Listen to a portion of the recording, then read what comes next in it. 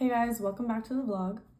Today I'll be doing a get ready with me while we discuss feeling brown privilege and racialized sensing in predominantly white institutions.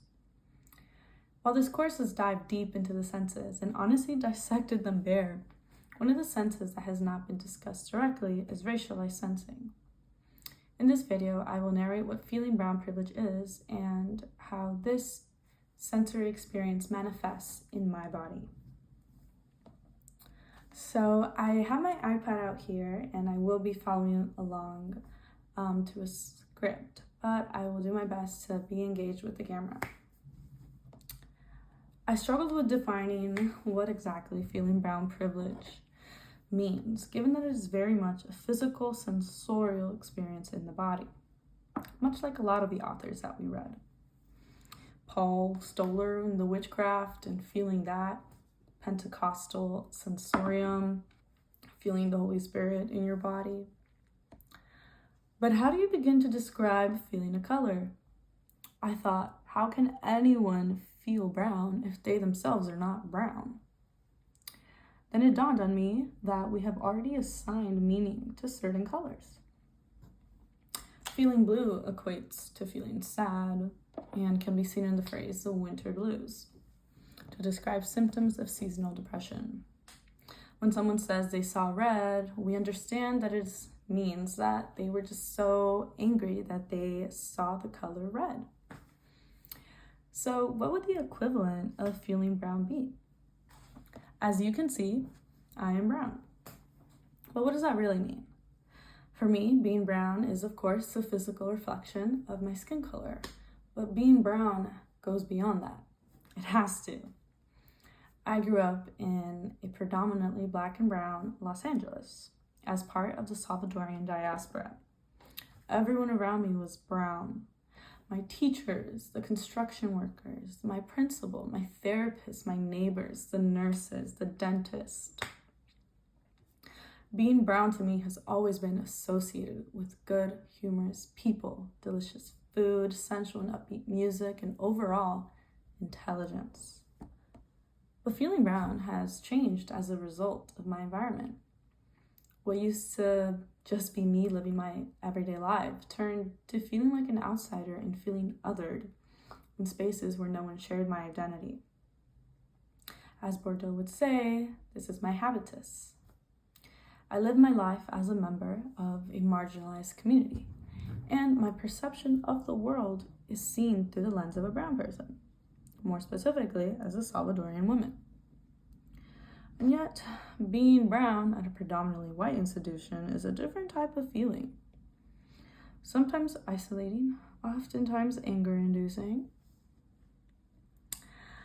but most often, being and feeling brown is physically uncomfortable.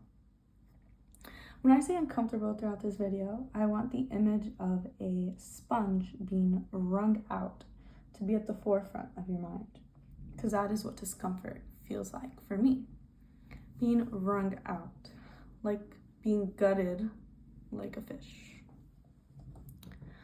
It's uncomfortable to be in a classroom where no one looks like you, where no one can say your name properly, when people rename you to Natalie because it's convenient for them. It's uncomfortable when professors assume that you went to public school because of course that's where all brown people go. And it's even more uncomfortable when they're right. Don't get me wrong, I am a proud product of a public school education, but why the assumptions? It's uncomfortable when people reduce you to being Mexican because that's what Hispanic and Latino means to Americans. These feelings resurface every once in a while when my friends and I get to talking about the PWI experience as a person of color. It also resurfaced in reading Mana Salin's chapter, The Smelly Immigrant, when Gloria, a Filipina immigrant in New York City, stated that if she knew guests were coming over, she wouldn't cook with shrimp paste. Sorry, Siri just randomly went on. She wouldn't cook with this shrimp paste because of its loud and distinct smell. The thought of being viewed as an other Gloria made her accommodate her cultural background to the larger mainstream American culture in New York City, because food odors become the medium through which identities are amplified or marked. Upon reading that last quote, I thought of my relationship with hot Cheetos and how I used to feel so brown whenever I ate them on campus.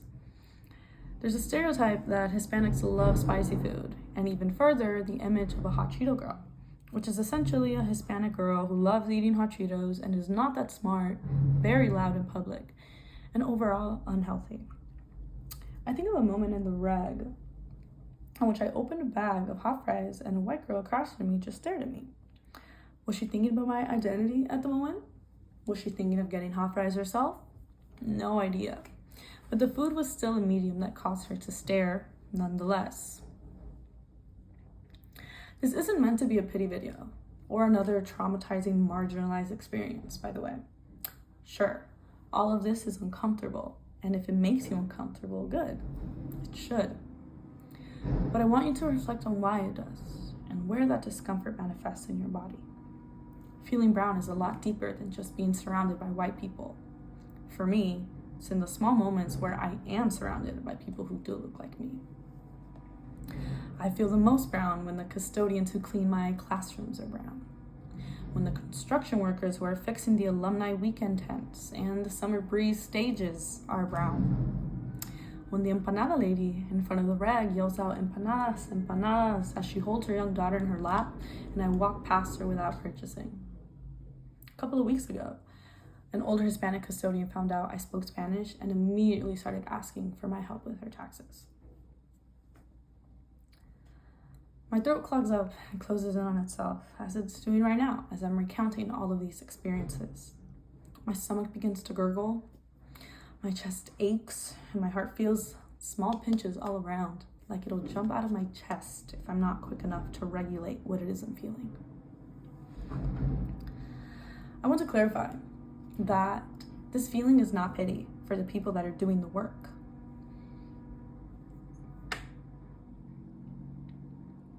Rather, it is the discomfort of brown privilege.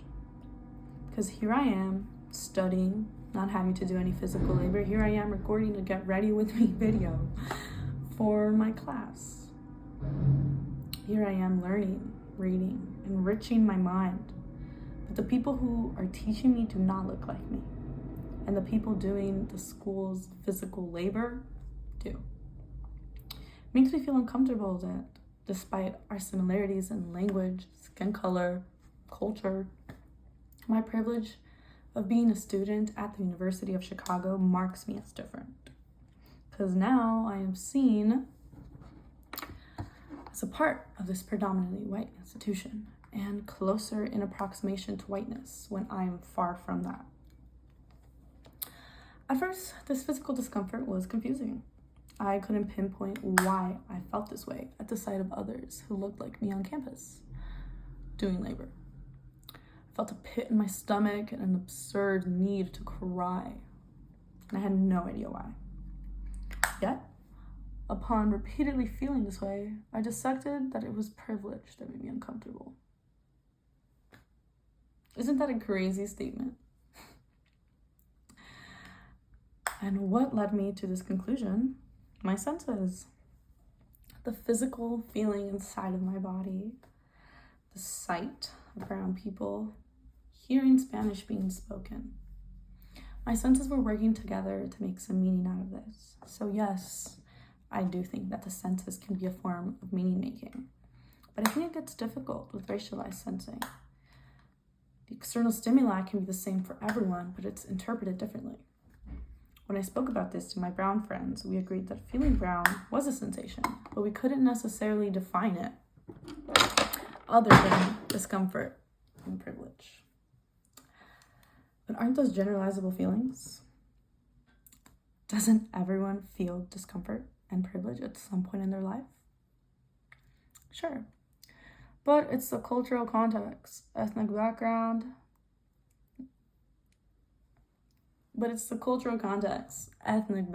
and environment that marks those feelings as different for everyone.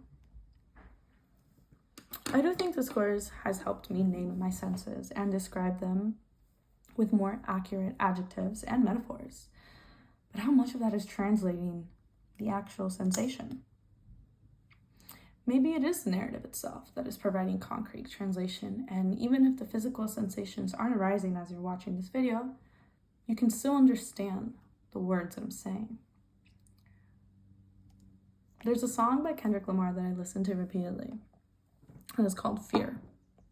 And there's a specific verse that always makes me feel like I'm levitating and feeling like I'm a part of a collective because it's just straight truth. And it goes, how they look at me, reflect on myself, my family, my city. What they say about me reveal that my reputation would miss me. What they see for me would trickle down generations in time. What they hear from me would make them highlight my simplest lines. Makes me think of what my reflection is. The contributions in class reflect the perspective I'm coming from and whether or not that is being understood. When people see me, do they see my brownness first? Do they question why I'm brown? I was talking about this with my partner, and he said that the answer was probably yes. But is that so bad?